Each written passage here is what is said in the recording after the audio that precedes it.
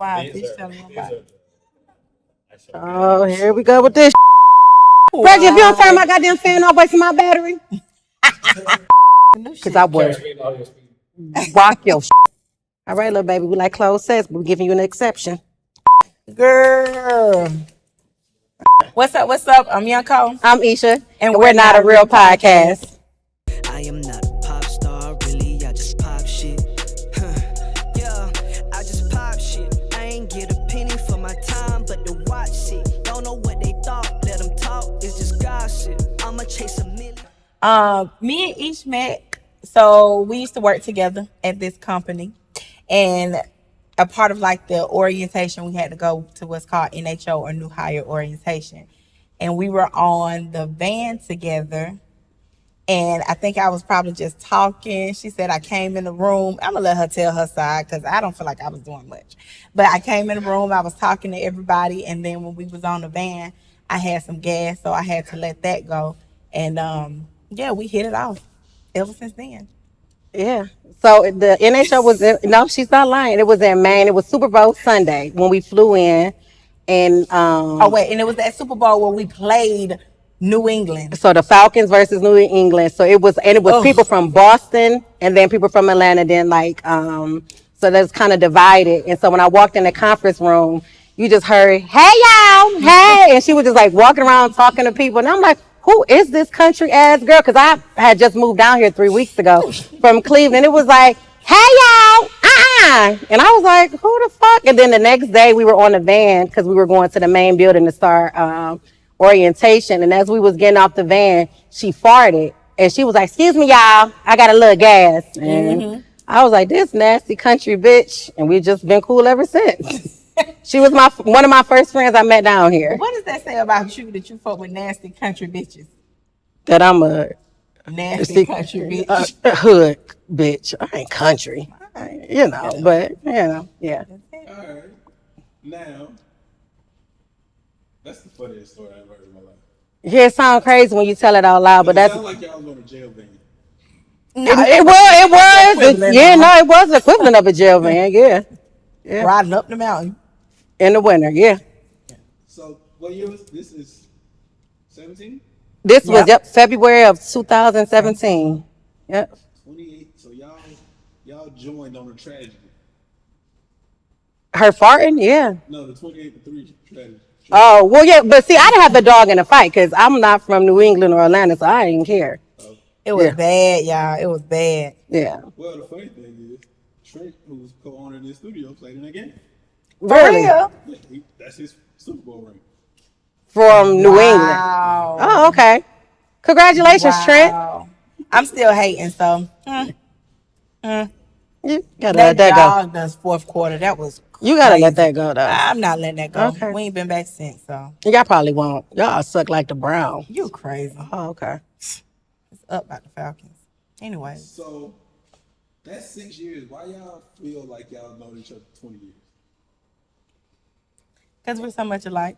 We do. And I think because nothing was ever forced. It was just everything that happened organically. Like we didn't become friends because we was in the same training class. It was just we just always gravitated towards one another. And then like getting to know each other, we definitely have a lot of similar. We probably have more in common than differences. Yeah. I would say so. And a lot of people always say being around y'all is like being a part of the conversation or just feel so welcome. Yeah. So it's just like we hit it off. So that's why y'all started the podcast. Yeah. Basically. Yeah. Y'all wanted people to be a part of y'all conversation. Yeah. Because I think we have good insight. And not even insight, because it's like, don't take what we say for like law, but we both are very transparent and we don't have an issue with talking about our wins as much as we don't have an issue with talking about our losses. So Yeah. it just made sense to us. So let's go into some of the early losses. Let's get it out the way. It used to be 4. You said what? It used to be 4. It used to be 4, yeah. We thought we were going to be the Fantastic Four. That didn't work. I would say we lost one. One was a loss. Yeah, no. When we was 4, but then it was like, okay, that didn't work, and then we was 3. I get it. Yeah. I get it. But only one hurt real bad. which was 3, not 4. Exactly. Oh yeah, for sure. Hindsight, because we ain't got to go into it. Y'all don't Yeah. talk about that enough. Hindsight, do you think this is better than it would have been with the 4 or the 3? No malicious intent. Yeah, I do. Yeah. I do. For me, when it was 4, I know one of my things was because 4 has a different type of brand. And I didn't know how it was going to translate with us, like our personality. It probably would have been a good balance, but I know that I probably would have been more prone to Being a little more censoring. cautious Yeah, around what you just because say. I didn't want it to impact her brand, even though she said it wouldn't. And then with three would have been good, but I think it would have been a different type of dynamic because we are like how we are, and 3 is way more mellow and way more reserved. So I don't think that the audience would have fell in love with 3 for a different reason than they fell in love with us. Yeah. I feel like 3 would have been, it would almost would have felt like a talk show. It might have always been like somebody moderating the Yeah. conversation. And it's not 3 in particular, it's just having 3 people. It might have felt more like it was somebody moderating it. So I like 2. And I like the fact that we can speak so freely. But Yeah. I think the 2 of us is really good. I like it. So, with that, what has been the hardest part since it became the 2?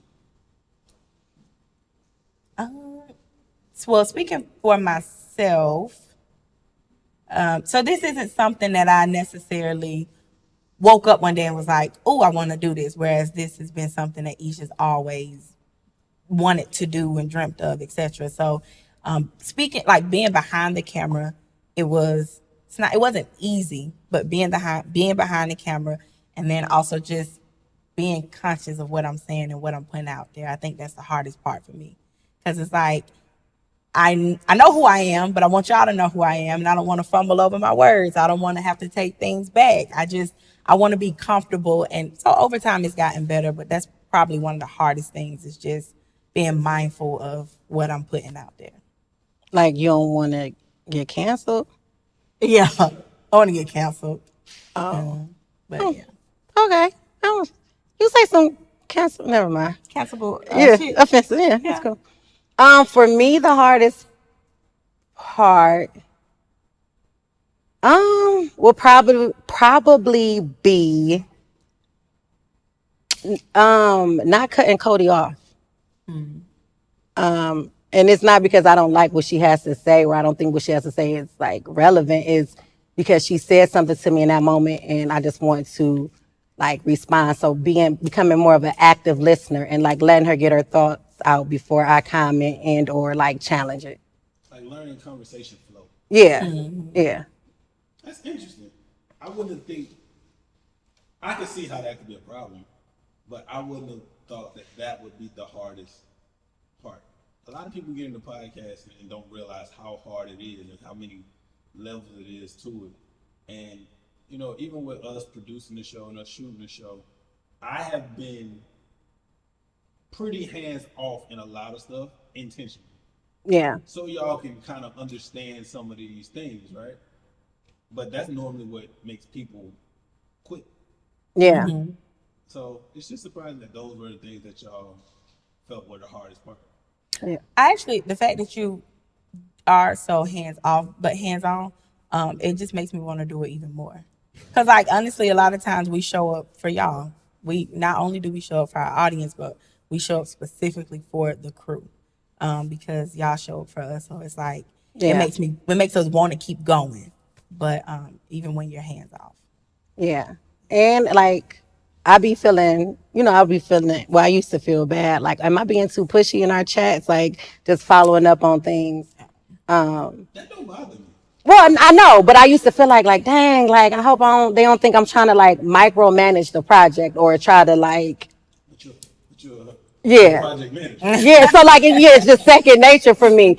So like being able to like get out of my own head and like, okay, cause it was a period I'm like, I'm not going to say nothing, but it's like, that doesn't feel natural to me either. So, in terms of like, what was the hardest part for me, like with production, that would probably be that. So then now I have a Travis question for you. Oh God. No, it's a question about me. Oh, okay. Do y'all think my hands offness is because I'm intentionally doing that, or do y'all think it's because maybe you haven't reached a certain level yet, or the money's not coming in? How do y'all process that? Honestly, I think it might be a little bit of both. Um, I think it started off with me thinking like you being hands off just to see if we want it, like to see if we gon' like show up, if we gonna ask questions, if we gon' follow up on things, and then I think that it could possibly be because it's not like a household name yet. But I think it's more so like you would just wanted to see if we wanted it, if we was gonna be dedicated, because like our dedication would show y'all that like, okay, y'all are showing up every week for a reason, and you're not just wasting your resources and your money like pouring into us, and we don't want it bad enough. I say I felt the same way, like especially in the beginning. It's like, all right, we haven't made it there yet. We ain't making the money yet. We're not this, we're not that. But I mean, week after week, seeing everybody here, that latter part kind of just doesn't exist anymore. I just think you're more hands off intentionally because you want us to, like you said, create a natural flow. So for a while, it was like, all right, with a little redhead stepchild. Yeah. But then Yeah. it was like, nah, these folks here every day before us. Yeah. And when you ain't here, we all get to leave early. But I say that for another. That's a conversation for another day. Because golly, be hands off shit. well, Trav be here. We got to stay another hour after production. and that's why I want to have this conversation, not just for content. Like, I know how things materialize, like how people process things, and part of it in the beginning is, hey, I want to see how bad they want. Yeah. Yeah. To be honest, it's never been about if y'all make money or not. I think if y'all made money, then y'all could require me to be more hands-on, but I still wouldn't want to be. Yeah. For this specific thing. Because podcasting, unlike any other content, is really people having to buy into you. Yeah. People have to buy into what you naturally want to talk about. If I gave y'all topics every week, y'all would do them because you're like, well, Trav doing this and blah, blah, blah. But those might not be the topics that y'all want to really focus on. Yeah. Sure. Yeah. Or you would try to do both. And then now you into my topic and you thinking the whole time, all right, girl, we talked before we got here. And you know what I'm saying? Right. So I really wanted, one, for it to just naturally be y'all, right? And although I want y'all to be with us forever, I also kind of took this position, don't take this the wrong way, I took like this fatherly position, like I want y'all to, if y'all decide to go somewhere else, y'all are prepared to go do it without us. Yeah. Like that's how I really wanted to build it this time. I think so many other projects and so many other people I've worked with, I wanted it more than them, so I definitely had to see that. And two, I cover so many holes, or try to cover so many holes, that when it's time for them to do it, when I got something else to do, or when it's time for them to, whatever, Trav, I want to go do it. You just don't know all the different steps. Yeah. You don't know that, hey, it'll be sometimes where Fisher he didn't get the audio back on time. Normally, I would just say, hey, I'll be on them and I'll be trying to get it done. But no, I want them to communicate in the group and say, hey, the audio came back late, or I got the video late, or this was, because then you know that there's 9 to 10 steps for every one episode. True. Yeah. Right? So, I just wanted to know what y'all perspective was on that. But it's never because y'all not a household name. Y'all are the longest free project I've ever done in my life. The longest free. Check us out. Make sure y'all subscribe so we gonna be the longest running free project. But what I'm saying is, because I enjoy it. Yeah. I enjoy what y'all do. I enjoy being around y'all. I enjoy y'all as people. Yeah. So that's always been my motivation to do it in the first place. Yeah. Like, probably not gonna put this in the edit, but I didn't want to do it as much when it was 4 Yeah. because the dynamic had potential, but I felt like it had a ceiling. Right. That Yeah. branding was going to limit where y'all could go. Yeah. The amount of conversation y'all could have with 4 people versus 2 people versus y'all feeling like somebody homegirls versus y'all feeling like the view. It limited it. Yeah. I still would have did it because it had other potential. But Yeah. it wouldn't have been this. So Yeah. once it became this, then I really wanted to do it. Yeah. And then there's other projects we've done where it's like, bro, if the invoice don't get paid, we're not doing it. Or it's other stuff we've done for free, and then it's like, you know what? I don't even care if this is good or not. I'm tired of working with this person. Yeah. I'm tired of doing this. So I just wanted to see what y'all perspective was on that. How do you get to Atlanta, Isha? Because you're from Cleveland. I'm from Cleveland, yes. Kinsman to be exact. It was a lot going on in my life. Like, I just was like, I need a break. I need to get away from everything. I was tired of the snow, and I had just got out of a relationship, and I'm like, if I'm gonna leave, now is the time. And if it doesn't work out, I can always go back home. And fortunately for me, it worked out almost 7 years later. Is that when you cut your hair? You know, women do the whole.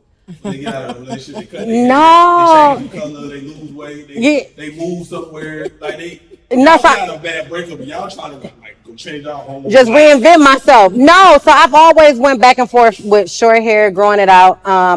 When I came down here, I didn't cut my hair for a long time because I couldn't find a stylist that do hair. Like, I'm like, everybody do frontals and weaves. So I wore braids for a long time. And then sometimes I get a sew in. But no, then I was like, look, I found somebody, let me cut my hair off again. So no, it wasn't the breakup that did it.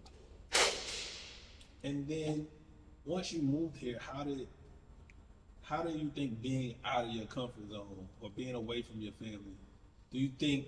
Yeah, of course you had to like it because you're still here. Yeah. But do you think leaving helped you in a way with your family and friends that you didn't realize before you came? Yeah, it definitely matured me a lot, and it was like it's just me here. You know, like I have friends down here, and I had like distant family, like family reunion family, but it was like it's all on me. And I was homesick. I still get homesick, but I think like I learned the true value of like hustling and like really making it happen, because if something go wrong, like I only got me down here, so shit can't go wrong. Like, I got to make sure that I'm taken care of. I got to make sure that, I don't have my cousin or my brother like looking over my shoulder. So I had to be like super conscious of like dating, because if guys know, my biggest thing is like, not only do I live by myself, but you'll eventually know that I don't have any male, like, people down here to protect me. So just being super cautious and like not as reckless and careless. So I definitely matured a lot. And then Kodie, you from here? Mm-hmm. You've never left? You never moved anywhere? No, and I don't have a desire to. The only other place I said I would possibly live would be Chicago, but it's too damn cold. I love Chicago's the favorite place I ever I love Yeah, Chicago. it's literally my favorite place of all the states, but it's too cold. So I'm I a rep Chicago the east side. so much that I visit in the winter. And that's the thing. I will visit in the winter. I've gone in the winter twice, but I can't stay in the winter. You know how she don't like it hot. I don't mind a little warmth. I'm an old woman. For real. When we used to, because we traveled for work, so when we would go to like the northern states or the Midwest in the winter, Kodie would have like this long coat to her My daddy bought ankles. me that coat, bitch. I mean, it put you in the mind of a triple fat goose. She got all kind of layers on it. I'm like, it's only 45 That's degrees. cold. That's cold. And she like, come on, we got to get in the car. Like, girl, this is so embarrassing. Take that coat off. I be cold. So embarrassing. So what's so special? First of all, what part of Atlanta are you from? I'm from the east side. So I'm a Grady baby, first and foremost. And why do y'all do that? Why do y'all talk about the hospital y'all was born The at? same way people talk about, what ain't the streets they raised up on. Grady baby, it's just like you're original ATLian for real. Girl, okay. But yeah, I'm from the east side. Born Glenwood, McAfee, and then pretty much raised like towards Ellenwood, or in the Ellenwood area. Went to Cedar Grove High School. I know what Cedar Grove is. Do you? Yeah. One of my artists live in Ellenwood, so I pass Cedar Road all the time. You hit All the get time. on Moreland, take Moreland all the way down because 285 be too backed up. That's it. But what's so special about Atlanta? Family, and it just feels like home. It's like the different sides of Atlanta make you feel like, even though you in Atlanta, it just make you feel east side gonna feel like home. West side gonna feel like, okay, this is the second part of my life. So I stay on the west side of Atlanta now, Southwest Atlanta. And it just feels like it's the second phase of my life. I've met new people. I have a community. I prayed for where I live. I literally prayed for it. And I prayed to be in the exact location with the exact neighbors that I have. So it's just, it's community. And because it's country, I just feel like you can't really get that in a lot of other places. And then Atlanta to me, especially East Atlanta, I must give credit. West Side, people that I know from the West Side are pretty much they all kind of, like they feel like they all cousins. They all have a certain personality type. East Atlanta is a very unique group of people. Yeah. Everybody's unique. Yeah. Like I met 150 people from the East Side. I haven't met another Kodie. What about the East Side makes y'all so creatively different? I don't know. I just feel like it's different parts of the East Side, and everybody claim First of all, okay, let's be clear. It ain't that many parts of the East Side. Once you get out there in Conyers and stuff, that ain't the East Side. But you know, people they want to fight me over Conyers is not Atlanta. Okay, but I think a lot of people come from like where I grew up at. A lot of people come from different sides of Atlanta, and they bring what they know from the west side, south side, north side, and they bring that to the east side. And so I think that's just kind of pretty much what makes it diverse. It's some cool ass people though. It's some cool ass people that Killer Mike. Killer Mike is from. Yeah, Killer Mike from the west side. Collier Heights. Yeah. I didn't mean to say Killer Mike, but it's some cool ass people that's from the east side. So I really can't tell you. I can maybe tell you what makes me special. You want him to ask? Say what made me special, goddamn. Who's the most emotional out of y'all?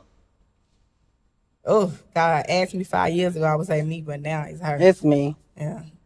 Whatever I feel it. It's so intense. So if I'm happy times 1,000. If I'm upset, times 1,000. I'm very emotional. You definitely more sensitive. Kodie's sensitive too. Your sensitivity comes off in a different way. What way does it come off? It's like deep, aggressive sensitivity. That's the best way I can. Yeah, no, you hitting the nail on the head. That's yeah, very much so. Yeah. But I don't think people, and maybe I'm wrong, I don't think people see as much sensitivity on the podcast. They see y'all be vulnerable a little bit about different things, but y'all mostly speaking from a don't play with me mentality. Yeah. How is it like a effort to guard your sensitivity from the world? For me, it is, and I think now it comes second nature because I've had to do it for so long. So that's probably one of the things. Like people that know me like intimately, friends and family, like I'm very vulnerable, but to like the outside world, I struggle with like showing that part of me. Do you think protecting that part of you, and Kodie, you still got to answer this too, but you still got to answer the last question, but do you think protecting your sensitive parts lines up with you having a podcast? I think if my whole goal of the podcast for both of us is to be completely authentic, then I know that at some point it's going to come out, but I can't rush it. Like it has to happen organically. So I know like people probably want to see that side of me, especially people that know me, like give us more. And people probably want to see that side of me and I'm sure it's going to come out, but I'm not forcing it. Like it's going to happen when it's going to happen. Kodie? I definitely guard my sensitivity on the podcast. I think as we grow and like develop the craft, it'll come out and it'll be more authentic and more natural. I think we've even made strides with 25 episodes to speak more freely, be more conversational. Although we've never practiced or never rehearsed what we were going to say, Yeah. there's still something about being in front of the cameras that almost make you feel like you got to be a little bit more militant. So You think I'm militant? no. But we're guarded, right? Not being able to just fully be you because of maybe it could be perception, what you think people think of you. But for me, it's not because of the cameras. That's just how I like in general. Well, this Yeah. for me, I think it's more so the cameras. It's like how I still get nervous. Sometimes before we record episode 24, I was nervous. I don't know why. I was nervous just starting now. So I feel like as for me, as we continue recording, I think it'll slowly just kind of unveil itself. That sensitivity will come out a little bit more, and I think the cameras will slowly just truly fade. Like sometimes I still realize like they're in the room, but when we're deep in conversation, anything is possible. Any side of me can show. But I think with more practice and we'll get there. You know what's funny?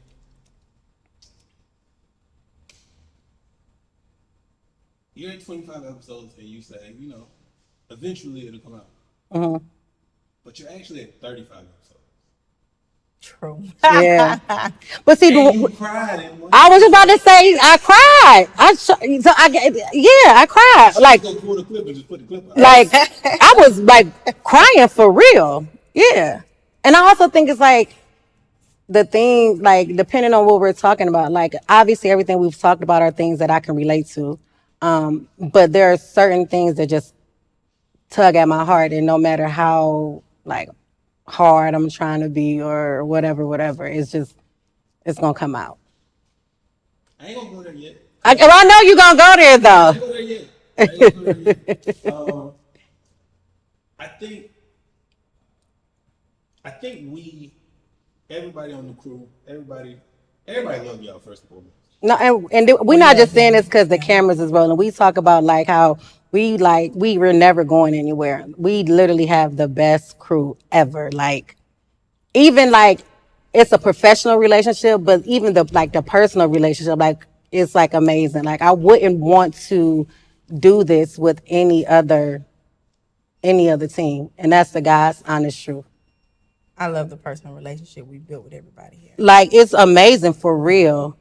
Like we cut up. We cut up. We do. And I wouldn't have it any other way. Especially when y'all on edibles.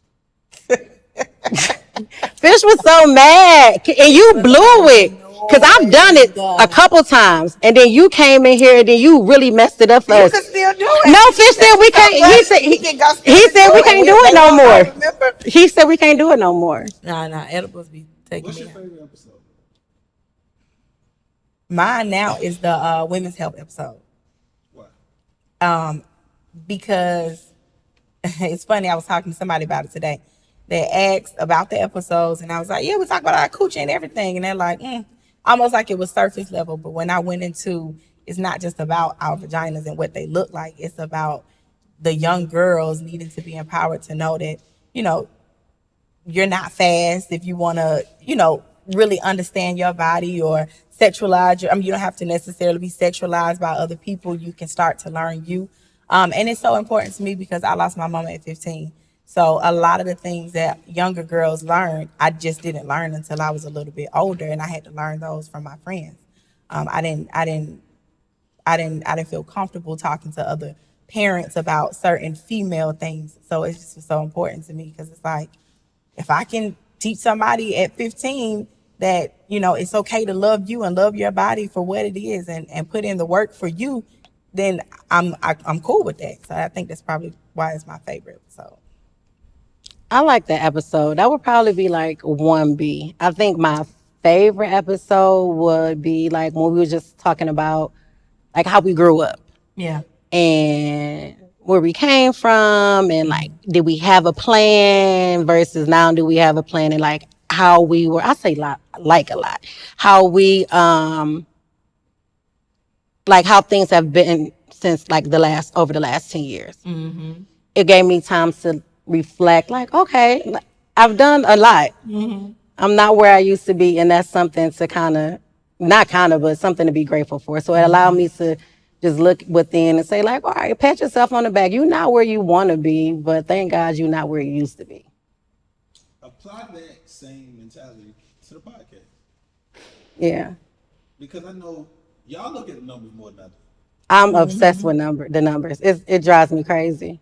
And I know y'all might think I'm lying.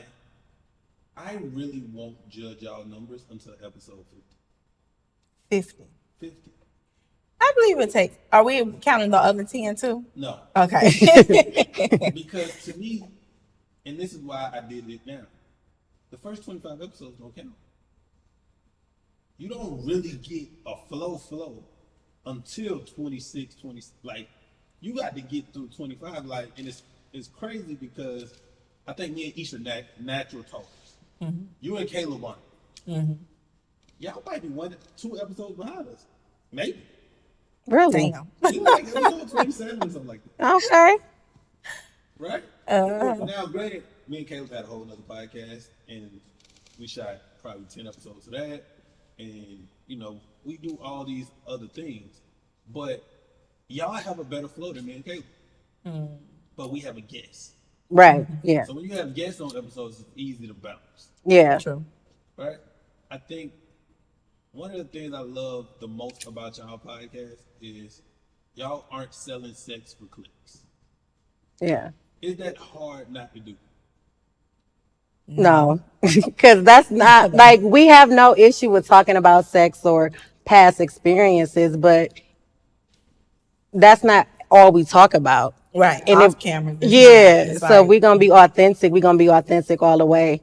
I'm sure if we had those clickbaits where we're talking about sex or whatever, it probably would do numbers, but that's not who we are. Shit, one of our highest views was me going to sleep. Like, in the club. Yeah. We talk about relatable things.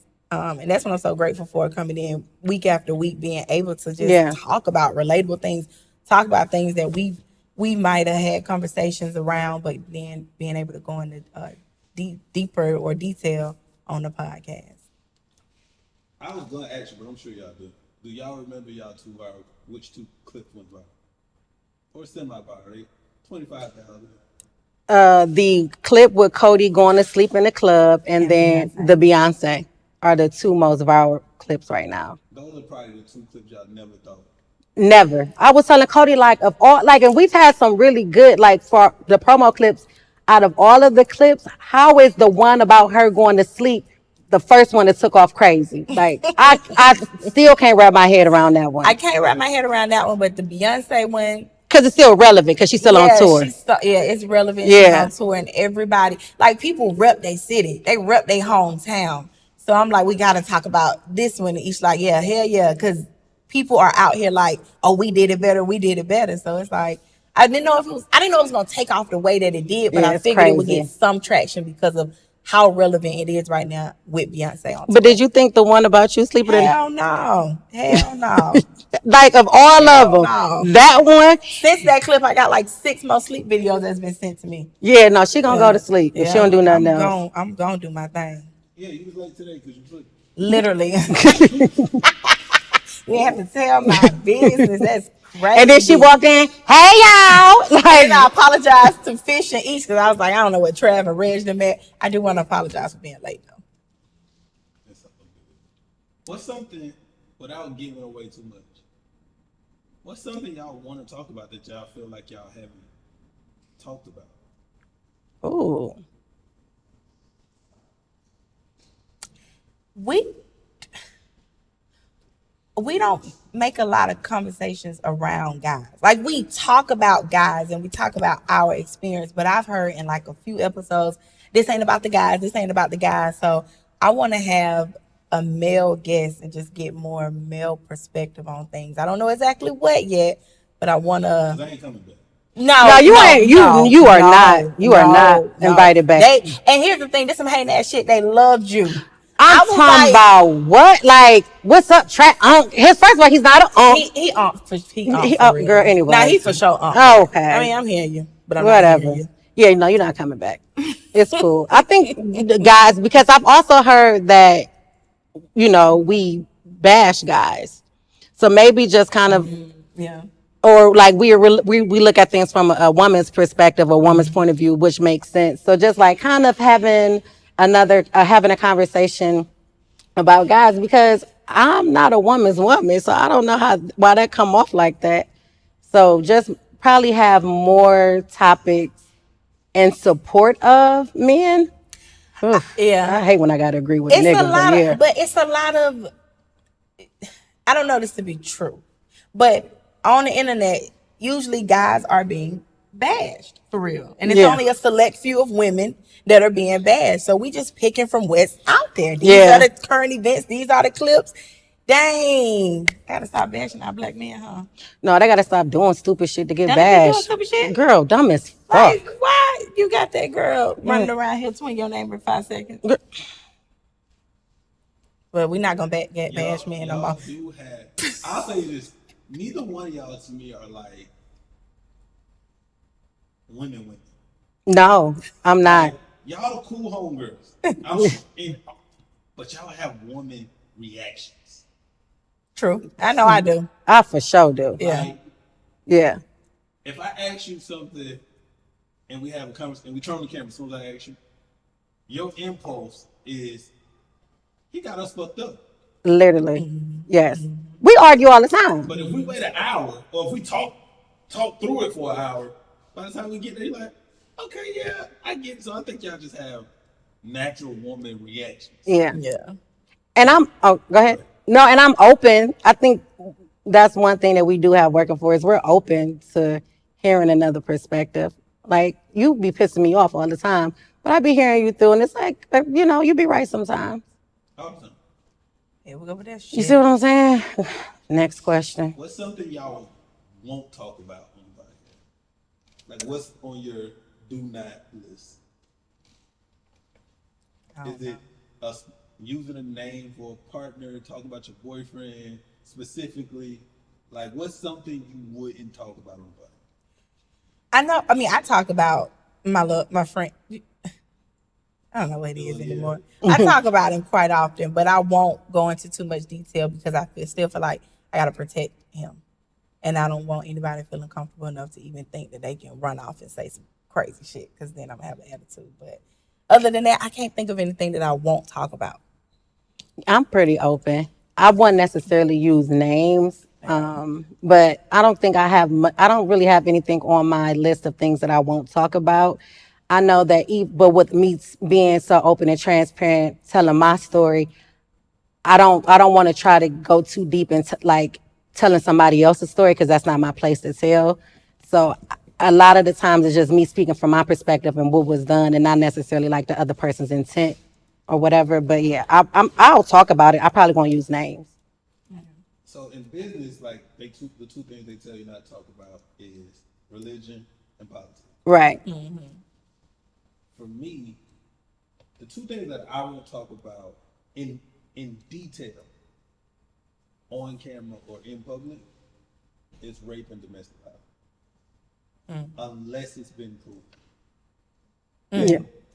Now, if somebody's been accused of something, I'll say prayers to everybody.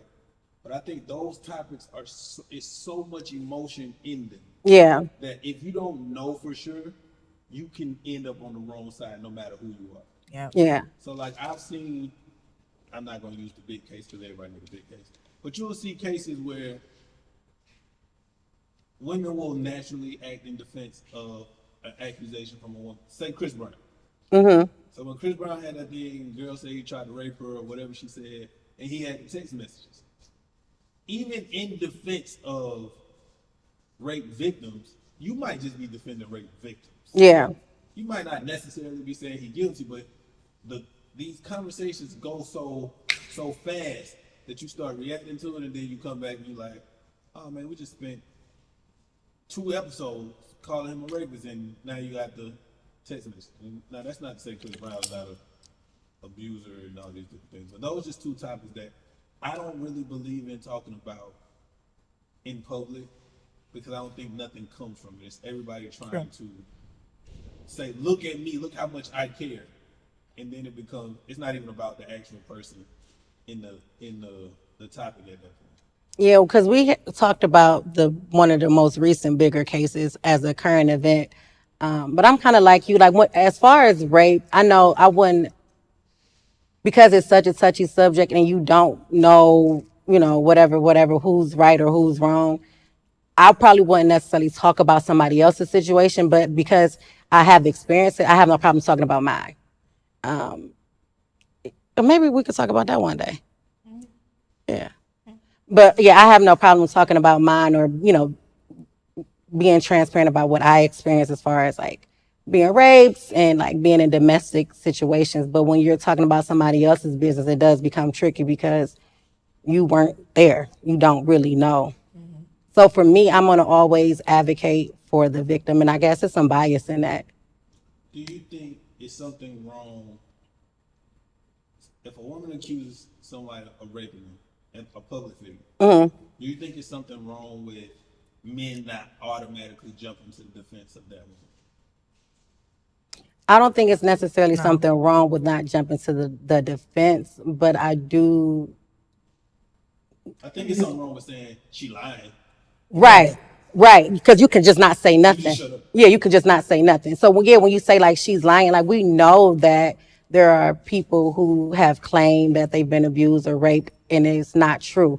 So if you don't necessarily believe a person, you have that right. But to flat out say somebody is lying, like that's when it's like, well, damn, that's fucked up. I kind of like how you put it. You don't want to talk about it until you know the facts of the case. So for that alone, I don't think there's anything wrong with them not jumping to somebody's defense. Yeah. You don't even know if they're telling the truth or not. Do you think it's certain things that you have discussed or would discuss on the podcast that you feel like you need to alert people in your life before you do it or before the episode comes out? No, I think the if we ever do an episode about me, being raped, I think, no, I wouldn't have to tell nobody because I did an article for my nonprofit in the Atlanta Voyage. And one of the questions was like, how did I come about like the nonprofit? What made me decide to start it? And so I told my story and I didn't tell anybody. So when it came out, some people were like, dang, that's how you really felt. Because in one of the questions I said, I felt like all the adults in my life failed me.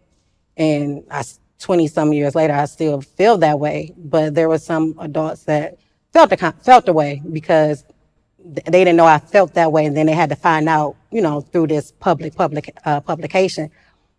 So I've already ripped the Band-Aid off. So I wouldn't tell anybody because I don't want anybody to think that I'm asking for permission. I have. Oh no, it's okay. Yeah, I've alerted folks like, hey, because it was one time where me and my family we were having a conversation strictly about self-awareness and accountability, and then in that conversation, it was one of my family members who we were kind of like, no, you need to do this thing, and so I don't ever want them to feel like I'm taking household business and just spewing it across the podcast. So it's just like a little heads up, like, yeah, I'm gonna talk about accountability this week. And I think we do a good job at not necessarily going into too much detail when it comes to talking about family members or people who it directly impacts.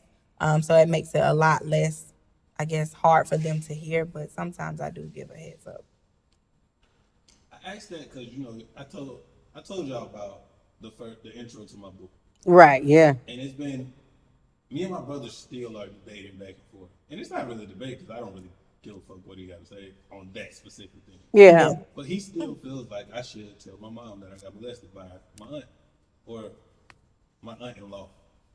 And I'm just like, no, I feel like my story is my story. Yeah. True. And I also, and that might be a part, this probably will be the conversation that me and my mom eventually have is, I feel like if you didn't see it, like if you didn't recognize the change in me, then I don't have to tell you before it happens. Yeah. Like I don't have to tell you before the book comes out. If you, all this time you never saw any significant difference in asking me the question. I think, if it happened and you wasn't aware, you're gonna become aware when you become aware. Yeah. Yeah. That's how I look at it. Last serious question. Of course, we're gonna get into the big ones. Kodie, you kind of already went into it about your mom passing, and outside of, you know, that's just catastrophic. You can't really say that any day. You talk so much about how your dad stepped up after that.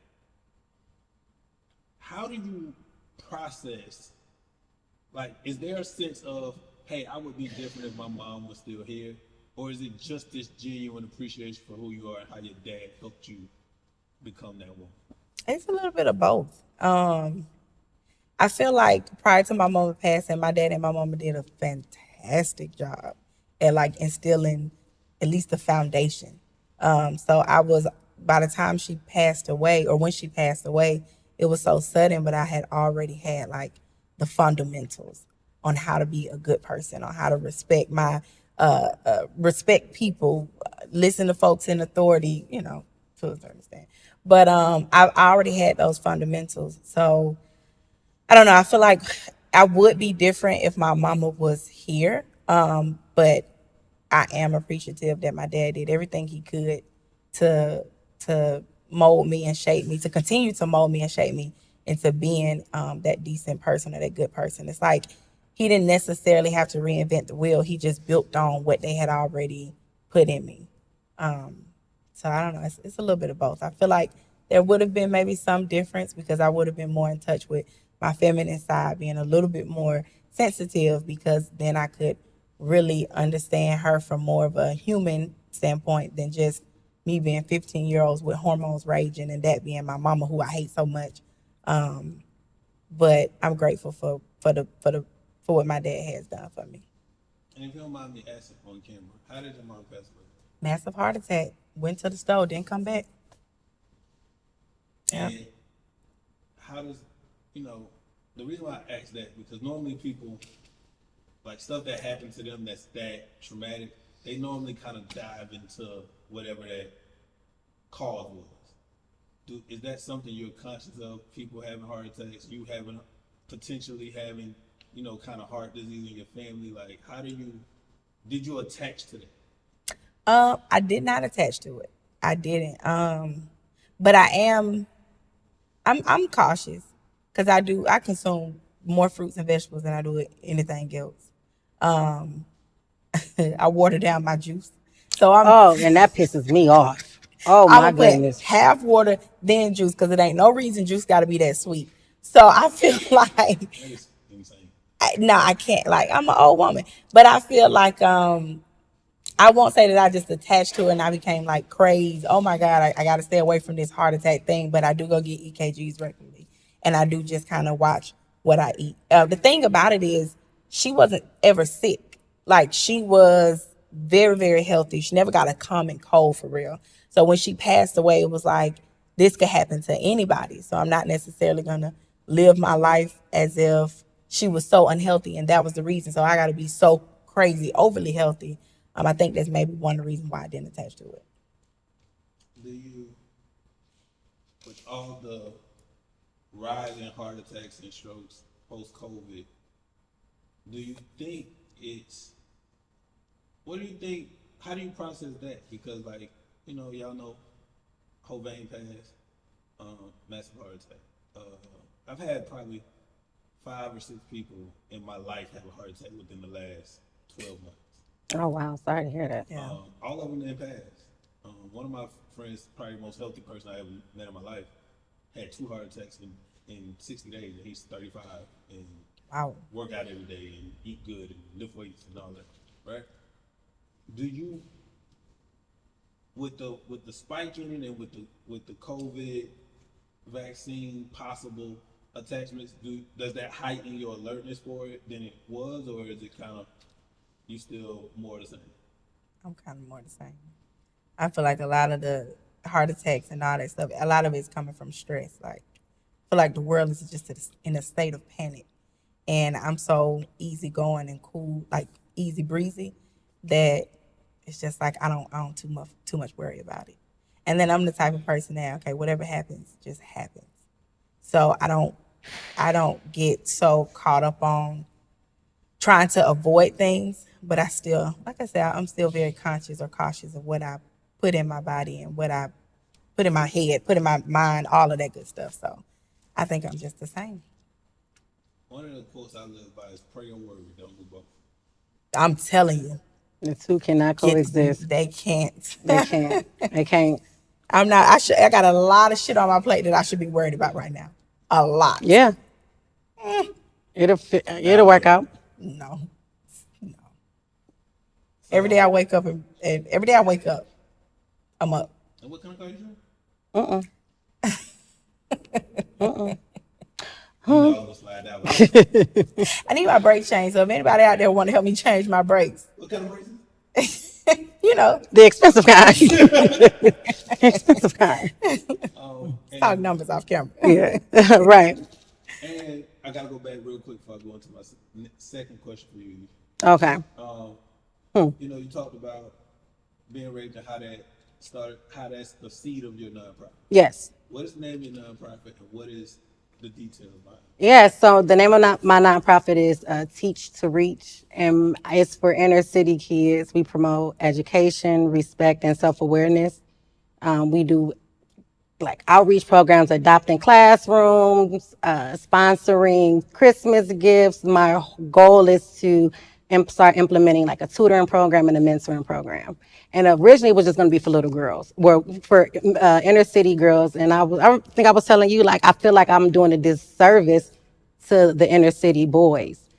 So now it's for both girls and boys. And it's just kind of but just to let them know, like, when you think of like being from the hood or the inner city, it's a negative stigma that's attached to it. And I want them to know that you don't necessarily have to be a ball player or do music. There's other options, and it's okay to be a product of your environment, because being a product of my environment is what molded me to be the person that I am right now. It's like you can't. I think we've talked about it before. You can't just teach the young girls how to, be here and then not teach the young boys. Because if they gonna meet him and he ain't right where he need to be, then everything that you work for can be undone. So yeah, it's for the inner city. Because when you have like the good kids who are praised, and then you have those, I don't like calling kids bad, but for the lack of better words, those bad kids who they're constantly need attention. So those kids right in the middle sometimes fall in the cracks. They're not the A student, but they're not the I call them uninspired kids. yeah. Uninspired, right? Because the idle mind is the devil's playground. So when you have those kids, and then the kids that's right in the middle, they kind of fall through the cracks. Me personally, I like the uninspired kids. Give me all of them, because those are the ones who's like, no, you're not who they say you are, regardless of what you go home to or what's around your environment. If I can make it out, if I can do something, then you can do it. And as long as I'm able to help you, we're gonna make it happen. Bet on you every time. I bet the house on you every single time. I don't mind devil playground. That's why I believe in housewives. That's when I be saying like we be getting into it, because you say shit like that. It's a valid point though. It's not, because no. And I don't have a point. I just know. You just know. No, we're gonna leave it at that. Housewife. Retire me, I would baby. love to be a housewife. I would be a house girlfriend. We don't even gotta go through all that. I don't believe that. Because hold on. So For who? So we can get neither one of y'all. Oh shit. So then we can get into the corporate. Right? Y'all left corporate America. But y'all, at least in the last 2 years, like much of the country, y'all became work from home employees. Yes. Correct? Yeah. Mm-hmm. Even that is a little trigger for me. Right? Because it's just too much time. Mm-hmm. I don't think it's productive for anybody. But the reason why I say I don't like for housewives is because it ain't too many house husbands. There's not too many men that get that opportunity anyway. So you hang. No, if Oprah wanted to marry me and wanted me to not work, I wouldn't do it. When I say housewife or house girlfriend, that means like retire me from the corporate world. That's not a housewife. No, but that's my spin on it. So I want to be able to not have the option to work, but I want to be able to. I'll still come every Sunday to record. I'll still do my nonprofit. These are like So things. you wanna sponsor? All right, well, You want yeah, somebody that yeah, invests in you yeah, your free time to do something else. I just want to play with my passion projects. That's all. yeah. But see, to me, that's not a housewife. Because, and this is coming from somebody who knows a lot of men who had housewives. Like in my first industry in the medical field, all these, just to be honest, all these white men that made 150, 250, out of probably 10 of them that I work with, only one of them wife worked. And they was owners. Everybody else, their wife didn't work.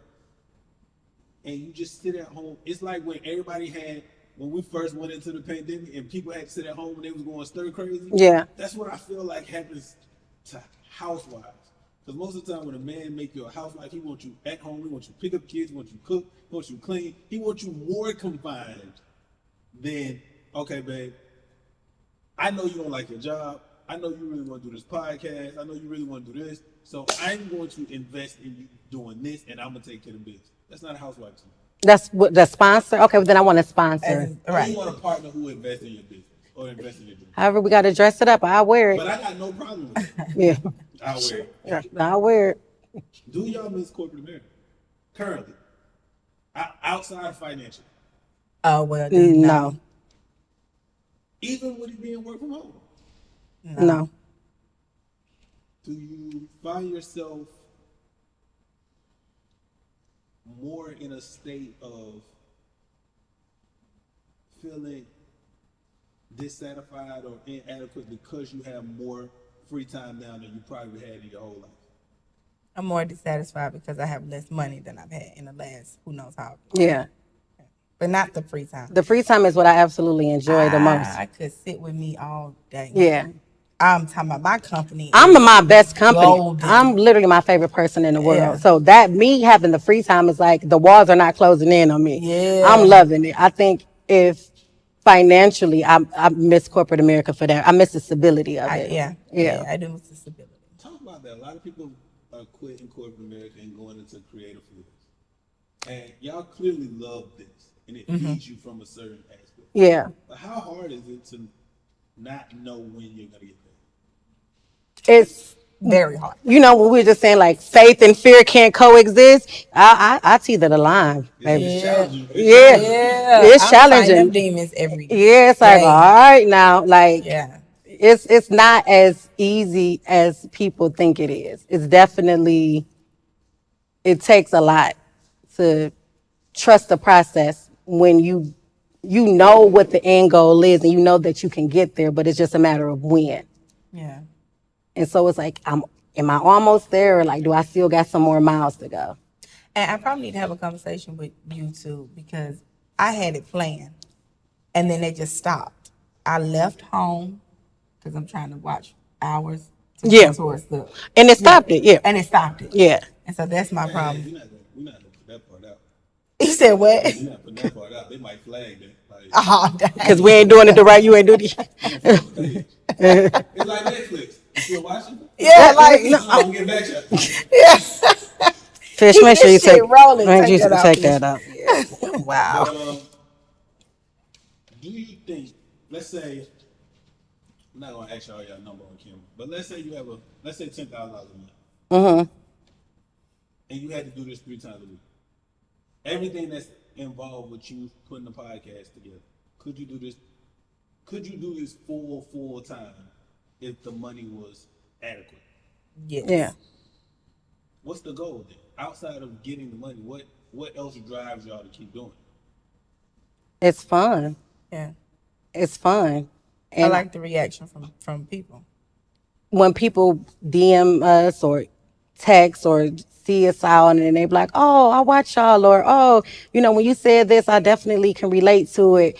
The interaction for me is, outside of it being fun, is what keeps me going. Mm-hmm. How many messages on a normal Thursday morning do y'all get with the podcast like? My phone is blowing up. And now it's so funny because during the episode, we'd be like, Fish, take this out. So now people be like, Bo be doing it. What Fish doing? What Big Fish at? Yeah. Why ain't drop? What Fish? All the time. I get something like, all right, tell Trav. Like, I was about to say, I get Fish and then I get you. Yeah. Yeah. And it's like, and it makes you feel good because it's like, I guess we're giving people something to look forward to. That was at minute 38. They really watched. Yeah, like I'm talking about, yeah. Literally, it be so amazing to me. I don't know why I do this, but anytime somebody follow, I instantly go to their page. I don't care what they say. If they comment, I go to their page and I look like, do you have anybody in comment? Oh my God, we don't. That make me feel good that too. Make me feel so good when I see where there's no mutual. Yeah, and sometimes it'll tell you this person followed you from your real. Yeah. So it'll be like, okay, that's the indication. But usually, if it don't say that, that's just make me so excited. Yeah. And y'all haven't had any ads. No. I mean, I tried. Yeah, you know. Whoopsie, my mouth. We just not add that in here. My mouth. And that, I think that's another thing because it's like our following is organic and it's continuing to like increase and people are being like more interactive with us. So, and this is how I gauge things. I pay as much as I might not be there when it happens or I might not say no when it happens. I pay attention to everything. I spend a lot of time between midnight and 3 a.m. just going to look at what people are saying. Yeah. Right? So, Isha, you'll see me sometimes we be on Twitter at 1 o'clock and I might have 50 tweets. Yeah. Because in the midst of those 3 hours, I'm tweeting, but I'm looking at all your replies. I'm going to look at the YouTube replies. I'm searching y'all names on social media, all these different things. And what I think to give y'all like a true vote of confidence is I think y'all could sell out a live show before a lot of rappers. Wow. Small theaters, 200, 100 to 300 seats, but like, wow. Like one of the things I want to do with this, and Fish gonna have to sign the agreement to give y'all permission. But after we shoot this and we shoot photos for this, I literally want to put y'all photos on shirts and see if y'all audience will. I think they will. I think so. They will. Yeah. I have a dedicated fan base. And that's not something we take for granted because we're new and we ain't got it all figured out and we're not polished and people are still rocking with us. It blows my mind. Like it's trippy. It's so trippy to me. Yeah. And like I look at it back to the last serious question that I had for Isha. Okay. Because we did Kodie. Yes. Here we go. Uncle Bo. Joe. Uncle Joe. Yes. Uncle Joe. Yes. Yes. How I think, you said on the podcast, you didn't talk to your dad until last year. Right. And I don't know when it stopped. Like that gap. From the age of 11 to, it was actually the year before last. So the age of 11 to 33. So I didn't see my father. We talked a couple times, but I didn't see him. The first picture I took with my father that I can remember was at my birthday party when I turned 33. But you took the picture. I didn't want to. It was to get him out.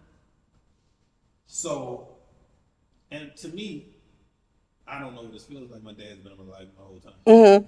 I feel like him being there till 11 and leaving is worse than him not being there the whole time. Yeah, so up until, it was on and off. And then from 9 to 11, it was very consistent. And I contribute that to the lady he was dating at the time, Josh. She was an amazing lady. Amazing. I wish I could get in contact with her. So I know it had to be her pushing him in the background to be active. So I was going on the weekends and in the summers. But then when they broke up, I didn't see him again until I was 33. It kind of sucks a little because it's like nobody should push you to see me. You should just want to see me. But, Yeah, it sucked. But I think I never had a void of my father not being there because of Uncle Joe. It was never like, oh, I wish I was a daddy's girl because I had Uncle Joe. I never had felt that void. And that's what my real question. Mm-hmm. How do you think having those two completely different men in your life plays into the way you? Because we said, you're not a woman. You're more of a homie, a homeboy type. How do you think having that positive and negative kind of experience with a man shape how you look at men now? I think I was able to get the best of both worlds. Unfortunately, no, nobody at 11 should get a reality check that sometimes men ain't shit and they gonna choose other things over their responsibility and obligation. So I learned that at a very early age that any man can switch up on me because the one man that was supposed to love me unconditionally did not. But then with Uncle Joe, it was like, okay, but sometimes that love that you need comes in a different package and it's better than the love that you originally thought you wanted or needed. And how long ago did Uncle Joe pass? Uncle Joe passed 2 years ago, the day after my birthday. So So you saw your dad. Took a picture with him. no, I saw Uncle Joe. Yeah, no, the same day. Uncle Joe died that morning. I saw my dad that night. So, Did you ever put that together before now? mhm. That was the same day? Yep, it was the same day because it was the day I vowed I would never talk to my father again. Why? So I went back home to Cleveland for a birthday party, and I knew Uncle Joe was sick, but I figured this would probably be the last birthday I get to celebrate with him just being out and about. But like a month before he passed away, it just got bad. So the week that he died, they put him in hospice. So I'm like, I can fly home right now because I wasn't gonna fly home until Thursday. So everybody was like, no, no, no. And I remember because Kodie and a couple of our other friends, they flew to Cleveland with me. So I was like, whatever happens this weekend, don't handle me like I'm fragile. So I went to go see Uncle Joe when I got off the plane. That was a Thursday. My birthday was that Friday. I was already having a party Saturday. They done flew into town. You know, people was excited. So I'm like, I can't just cancel. And I told them whatever. I was prepared for anything to happen that weekend. And so my father was like, oh, I'm going to come. And so when we got to the party, he was like, is your mom coming? And I was like, no, Uncle Joe passed away this morning. And he was like, oh, well, is your aunt coming? I was like, no, Uncle Joe passed away this morning. Like, nobody that you would know is coming. And then he was like, oh, okay, well, introduce me to your friends. And I'm like, nigga, I just told you You like, told me my dad was dying. yeah, and you didn't give me no condolences, even if you felt a way about my relationship with him, because I've never wished my father happy Father's Day. I've always wished Uncle Joe happy Father's Day.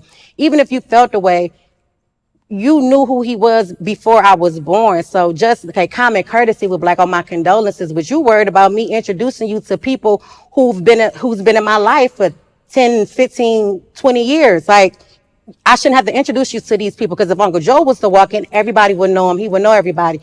So I was like, nah, I'll never talk to this man again, and I haven't. You can't. You've disrespected me my whole entire life, and I'm not tripping off of that. I'm never gonna let you disrespect Uncle Joe. Why was it important for you to tell them not to handle you like you fragile? I don't like being doted on. And then also, that's not what Uncle Joe, he lived a very full life. He lived till he was 81. And he was so full of life. And I just know because there wasn't any regrets. I was sad because obviously there's no more memories, but there was no regrets. So you don't have to handle me like I'm fragile, like I can't handle it because I know death is a part of life. And when you love somebody and you love them whole and truly, when it's time for them to go, you can go, especially because he was in pain. So if my love for him while he was living was selfless, the very least I can do is love him selflessly in the afterlife. But what does it mean to handle you like you're fragile? Like, where's the Are line you between? okay? What can don't talk, I don't like the baby talk. Are you okay? No, no, I'm so I don't like that. And I know people it's no ill intent. I don't like that. If you're gonna offer your condolences, offer your condolences. If you don't ask me, am I okay? No. Because there's nothing you can do. There's nothing you can say or do that's going to make this hurt not hurt. So let's keep it pushing. And I know you're not gonna take this the wrong way, but some people might. That's how I know we crazy. Yeah. Because if somebody I care about dies, and I know Isha, you care about me. I know you Yeah. got me. We honey green. Right, for sure. I'm probably going to react better to you cracking a joke Yep. than you asking me 15 times a day. Can I do it? Can I do something? That drives me crazy. I got the call, my phone rung. It was like 4 or 5 o'clock in the morning. I looked at it. It was my mother. And I put the phone down. And then I went back to sleep. I already knew what it was. And then I woke up at 9 o'clock and I seen my mother had called me and my cousin called me. I'm like, all right. And I'm in the hotel room. I called my mother. I said, he gone? She said, yeah. I said, okay. I'm going to call you back. I called my aunt and I was like, you need anything? She said, no. I said, okay, I'm going to call you back. I got up. I went in the bathroom. I cried for maybe 30 seconds because here go Kodie knocking on my door. Good morning. Let's take shots, y'all. We took shots and got the day started. Yeah, and I didn't cry that whole weekend. Now afterwards, it was hard for me. That was the worst time of my life. And it's not because I was like, oh my God, I don't have any regrets. I gave him his flowers every chance I got, and he gave them to me. So he knew. Like when I was talking to him, I'm like, you can go. Like you was holding on for me. You can go. Like I'm okay. I'll be all right. And he couldn't talk or whatever. He turned to me. And they was like, because his nickname was Moonshine. They like, my cousin like, I think Moonshine trying to talk to Isha because they like, he's so irritable. I'm kissing him. I'm like, thank you. I just thanked him 1,000 times. Like, you stepped up. Thank you. But I'm good. You can go. And he turned back over. And like 24 hours, a little over 24 hours, he was gone. And I'm like, thank you for holding out. Because I thought when I got there, he was going to be gone. So I thought I had braced myself to land and he was gone. But I'm like, he did me that one last solid favor. He let me say goodbye. I don't have no regrets. Did y'all drink moonshine? All the time. I can do 9 shots of moonshine before I pass out. That's what the fuck is wrong Yeah, with you. We figured it out. Yeah, I can do 9 shots of moonshine before I pass out. After that, This southern moonshine though. This shit down here look different. well, no, because he used to get it from down here. Man. Yeah. Let Caleb give you some moonshine. Yeah, no, I can do moonshine. But yeah, so after that, I was like, good. I was good. I was sad. I still have my moments, but. Do y'all think y'all, and to trickle back to what I just said about the jokes, I think I love language of jokes. It is, yeah. Like, I don't take nothing serious. until I start joking with you, I don't fuck with you. Right. Yeah. And I'm talking about joking. Inappropriate jokes. Yeah, like I might crack a little ha-ha to a stranger, but that's all I'm gonna give you. Yeah. We crack.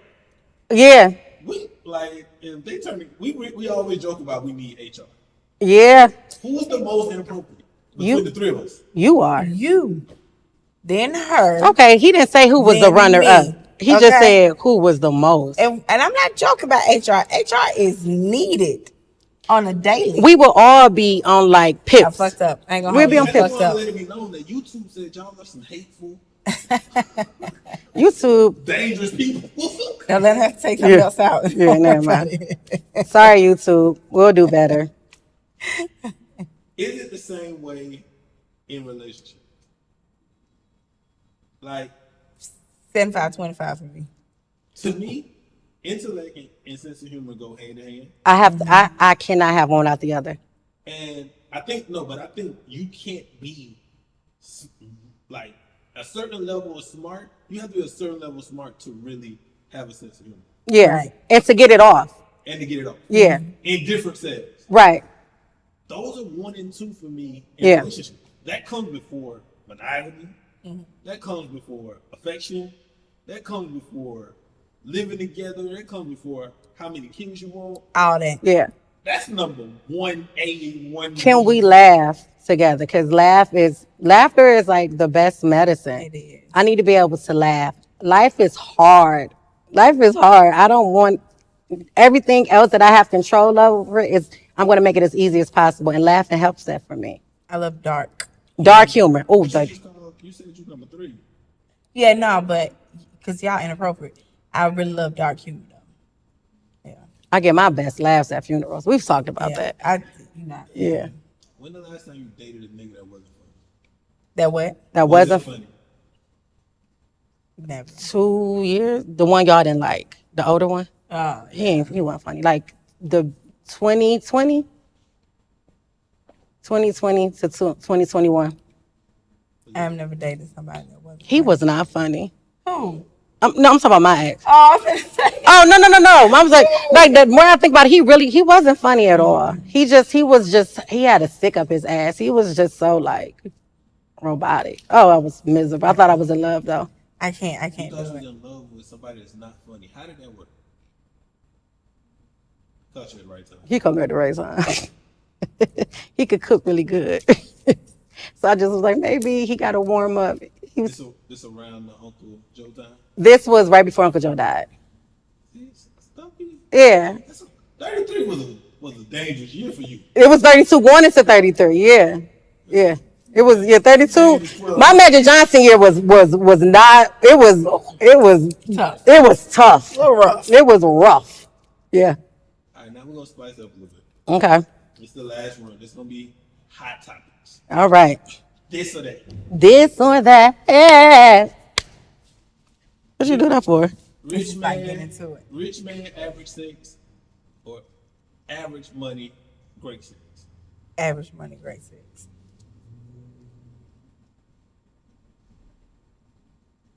Trying to think if I cheat. I ain't asked it. Okay. Yeah, when they play this today, it Yeah. just be strict. Okay. What's average? Whatever your average is. Like it's good enough on a night when you ain't got nobody else to do it. No, what's average money? Oh, 60. You want to go up a little bit more? He You don't want to go up a little bit more? You should- don't got no bonuses. He can't buy into stocks at the job. Okay. 75. That's the total. 75 not average, man. Average is 60. I know. Is that the total Really, compensation average is package? 48. So the average salary in America for men is 48, and the average salary for women is 40. Black men is 48. In Alabama, And ain't the no average 48. salary for women is 41. I'm gonna go with. 75. I'm gonna go with average. So we staying at 60. I thought we went up to 75. 75. Ooh. 60 with 10 dick or He got kids? 150. He got with kids? 6. Oh, 15. He got kids. No. This ain't this or that. Yeah. Well, average sex or average money. Average money, good sex. He got no kids. So we can make it work. We can make it work. We can make it work. I'm gonna go. Final answer. Well, the answer today is average money, good sex. Yeah. Because we're gonna find him another job. We're gonna get his resume together. Go. Chris Brown or R. Kelly? R. Kelly. Damn, I thought that was a little hard. No, R. Kelly fuck kids. That's not hard. That's disgusting. Yeah. I wouldn't piss on him if he was on fire. Rap music or R&B? R&B for me. Like this R&B. R&B. R&B, yeah. It be hot as hell and I be playing R&B. But you know when it's hot outside, you supposed to be listening to some. I get dressed to R&B. Yeah. You know when we was in the parking lot turning Now up? you get dressed to Christmas music, and I don't like love, that. I've I been don't playing like Christmas that. music for And weeks. I think, and the Bo don't like that either. No, So you need to nobody, stop everybody doing hating on that. I love that. it. You stop doing that. Who's both? One of my best friends. Yeah. But it was a nigga, huh? Drunk sex or high sex? Drunk Hi. sex. What? Drunk sex. You don't be accidentally about to throw up? But I ain't motherfucking Well, I do that. So, high for me. drunk like a motherfucker for me. High. Yeah, oh, yes. No, baby. Listen to me. Okay. Okay. Uh-huh. Monogamous man or nasty man? Nasty as in he just nasty with me, but he even though he nasty, he not that good. Yeah, I figured. Whew. He had to learn it somewhere, so it was somebody before you. So either he gonna be monogamous, Or freaky.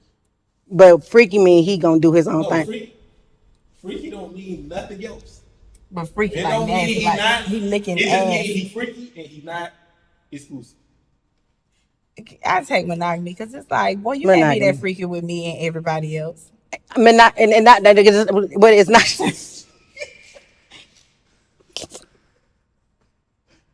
For this game purposes only, because it's not. I love me a good nasty, filthy, trifling. Oh, I love me a nasty nigga, baby. But I don't want him to be nasty with nobody else. Only because I'm with some shit, and we got to be protected. We got to be safe. The monogamy guy is not free. I show him. But I teach him. is he teachable? Yeah. No.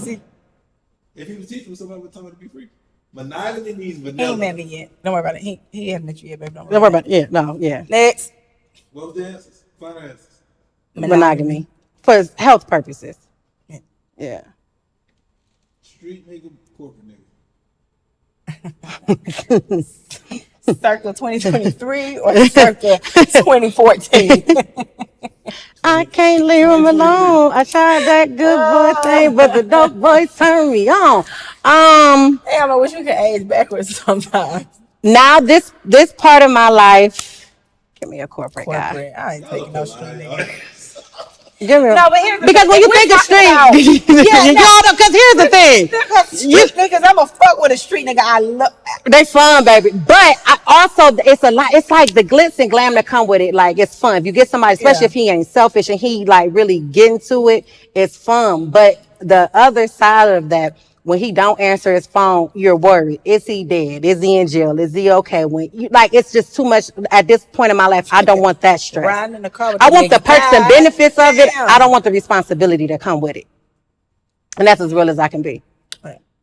Lifelong love or $1 million career?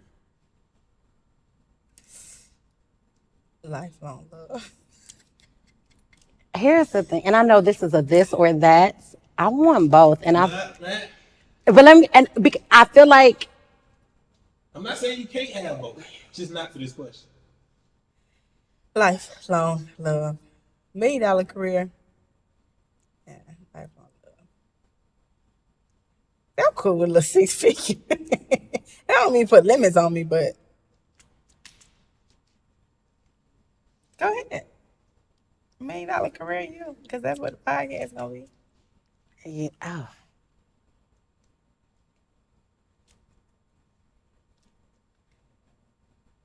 Right now, $1 million career Why was that so hard? because outside of this game, I feel like that situation is not an and or. I'm crazy enough to believe that I can have both. My ultimate goal is to be overall happy, and if in every area of my life. So if I have this amazing love, but my career didn't do what I needed it to do, I'm not going to be completely fulfilled, and vice versa. If I have this amazing career, but I don't have this love that was made for me, I'm not going to be fulfilled. I want both, and I'm going to have both. But for the sake of this game, give me my money. I'm just saying, lifelong love. Who inspires you the most?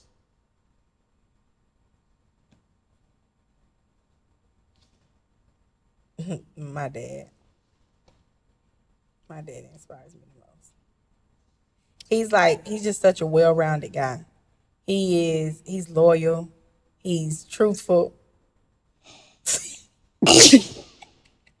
Shout out to old daddy. Okay, some things. Shout out to old daddy. But he's so genuine with what he do, and no matter what I do, he gonna love me unconditionally. And so I'm so inspired by that, because it's like, I don't know, I want to see the good in people all the time, and he don't always see the good in people, but I want to. And then on top of that, he's a hard worker, and he gonna do what he got. He know that he can't be the only one eating. He gonna make sure that everybody around him is eating as well, so that people aren't necessarily trying to pull him down. So my dad, he inspires me a lot. I'm gonna look like a dickhead if I don't say my mama. You're doing great.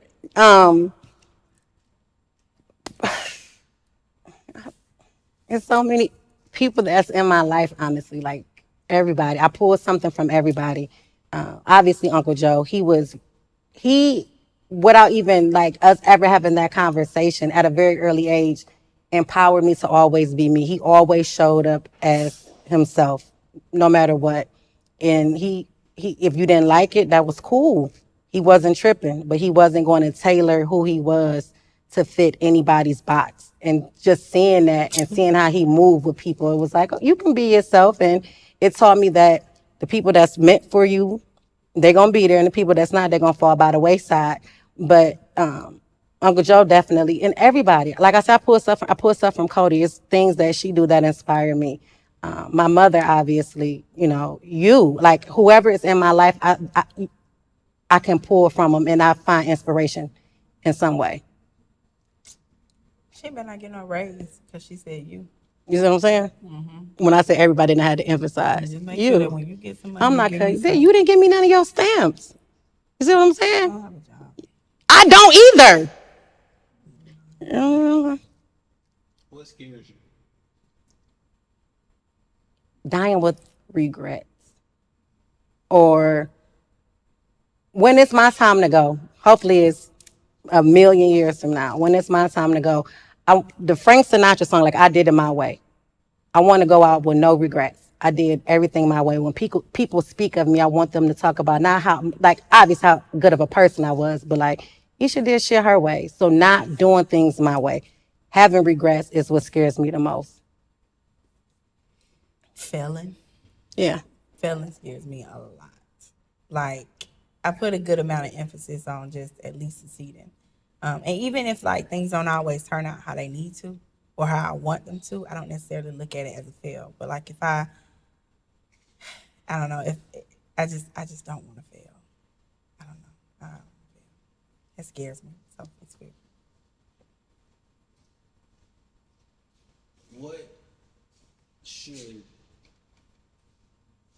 somebody who's never watched your podcast, what should they know about the podcast? Or what should they know about y'all that makes them watch the podcast? It's extremely authentic. Like, we don't just talk and look at each other because we only care about each other. We care about people for real, and we want them to know that. But I guess the only word I can think, not only, but the first word I can think of is just authentic. And you're not alone. Like, you're not alone. Whatever you're going through, or you will go through, we probably got a story for it. So if you want, and we say like it's just two friends who's talking and the cameras happen to be rolling. If you, whether you got friends or not, if you ever felt the need like you want to be a part of a conversation, then tune in, because you're gonna feel like you're sitting right there with us. You're gonna be screaming at the camera. You might not always agree with what we say, but if you're real, then you can relate. The real can relate. Real can relate. Yeah. I like it when they don't agree with us. My brother hates us. With a passion. He He can't stand us. And he's one of my favorite viewers because you hate our stands half the time. Her brother hate us. Favorite It's viewers. some podcasts I don't want that other night came back. I'm like, man, I'm like, Yeah. And I love that. Yeah. shit. And we don't say anything to be politically correct either. Yeah. It's just, it is what it is. Like, we talk about not being employed, not because it's cool or because it's the end thing to do. It's because so many what the people fuck are is going on. employed. So look, we here with you. You ain't going through this alone. And if we can find a reason to smile, then, hopefully we can give you a reason to smile too.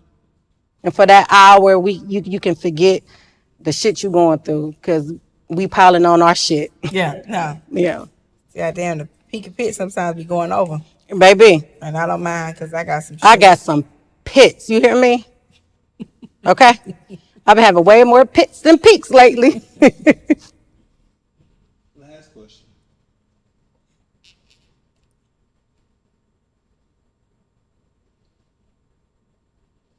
What would you, today, September 5th, 2023, Isha, say to Uncle Joe?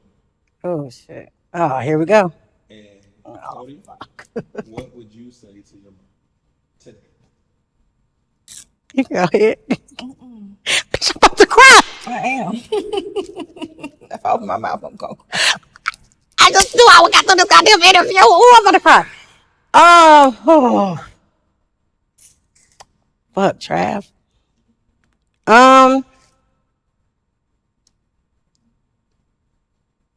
I thanked him even before even while like outside of him being on his deathbed. Like I thanked him every chance I got, and I think if I could say anything to him, it would just be thank you for it all.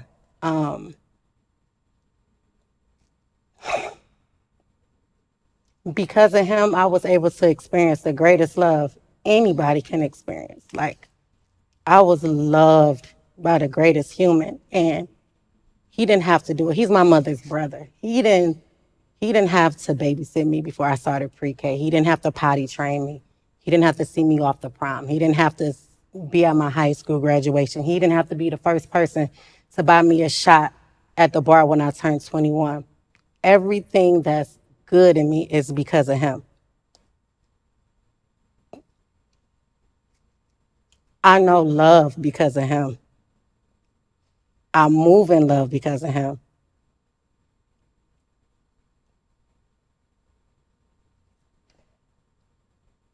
I don't know where I would be if I didn't have him. And if I could have had him for another 100 years, I would have took it. But the 33 years that he gave me was the best years of my life. And nothing or no one will ever be able to top that. So I would just thank him for loving me. If you wanted emotions and shit, here you go. Loving me, not who he wanted me to be, not the potential that I had, loving me at every phase of my life, at every stage of my life, no matter how fucked up I was, he loved me. And people don't get that. And that's a luxury I do not take for granted. So I would just thank him. Because he raised a pretty dope motherfucker. Would you let him listen to the podcast? He would have been the number one fan. I would have, yeah. He would have, yeah. And yeah, he would have fucked with the podcast. Me not having a filter, me talking shit like how I talk. That's how we talked. He was the coolest, man. For his 78th birthday, I got a video, and I always replay it. And him and my uncle, they going back and forth, and we talk crazy to each other. And my uncle said something. He said, "Bitch, I done lived my life. I done did everything I wanted to do." And he really went out on his own terms, and that's the only thing I can hope for. That when it's all said and done, I can look at Kodie or I can look at whoever and say, "Bitch, I done lived my life. I done did everything I wanted to do."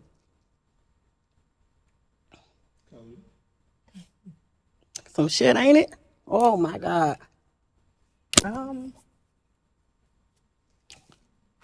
First and foremost, I think I'm gonna write a letter to my mama after this. But if she was here, I'll just tell her, look at me. You did it. You only had 15 years to raise the person that you raised, and you did it. You are super wrong. So many people thought that I was gonna go down a fucked up path.